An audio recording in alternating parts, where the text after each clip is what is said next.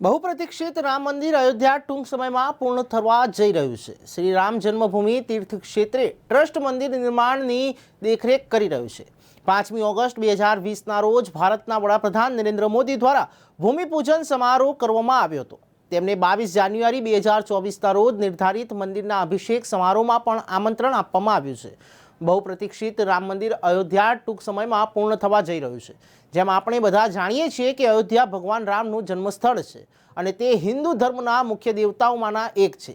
તમને ખબર હોવી જોઈએ કે સેંકડો વર્ષોથી રામ મંદિરની રાહ જોવામાં આવી રહી હતી, પરંતુ બાબરી મસ્જિદ સાથેની અથડામણને કારણે તે શક્ય બન્યું ન હતું। જો કે ભારતની સર્વોચ્ચ અદાલતે 2019માં ચુકાદો આપ્યો, જેમાં રામ મંદિર ટ્રસ્ટને જમીન ફાળવવામાં આવી હતી અને ટ્રસ્ટની રચના માટે ભારત સરકારને સત્તા આપવામાં આવી હતી।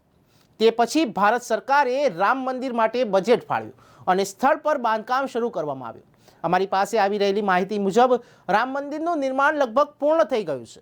કંગના રનૌત અયોધ્યા વિવાદ વિશે અપરાજિત અયોધ્યા નામની ફિલ્મનું નિર્દેશન કરવાની યોજના જાહેર કરી છે, જેમાં લેખક તરીકે વી વિજેન્દ્ર પ્રસાદ હતા।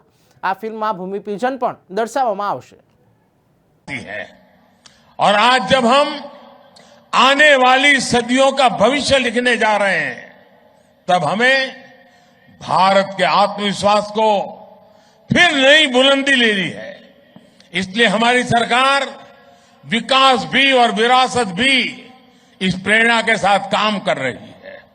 आज देश अपने पावन धामों, अपने संतों, ऋषियों, तपस्वियों को सम्मान दे रहा है।